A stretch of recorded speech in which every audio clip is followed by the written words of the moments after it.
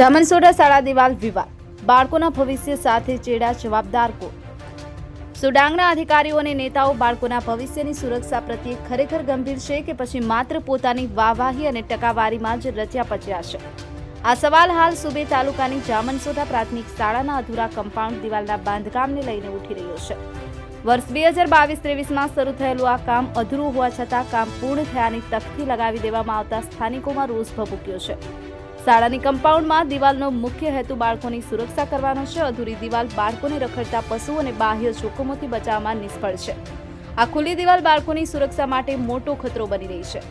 વધુમાં સરકારી તિજોરીમાંથી ફાળવાયેલા ભંડોળનો આ સીધો દુરુપયોગ છે, જે વિકાસના નામે ભ્રષ્ટાચારને વેગ આપી રહ્યો છે. આ બાબતે ગ્રામજનો ગંભીર સવાલો ઉઠી રહ્યા છે. શું અધિકારીઓ માત્ર ટકાવારી મેળવી અને સંતોષ માની લે છે?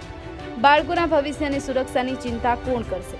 સરકારી યોજનાઓનો યોગ્ય અમલ કરવાની જવાબદારી કોની છે? આવી ગેરરીતિઓ રોકવા માટે કેમ કોઈ કડક પગલાં લેવાતા નથી? આ પ્રકારની ઘટનાઓ સરકારી તંત્રમાં પારદર્શિતા અને જવાબદેહિતાના અભાવને સ્પષ્ટપણે દર્શાવે છે. જ્યારે કામ અધૂરું હોય અને તેને પૂર્ણ જાહેર કરી દેવાય ત્યારે તે ભ્રષ્ટાચાર અને બેદરકારીનું સૌથી મોટું ઉદાહરણ બની જાય છે.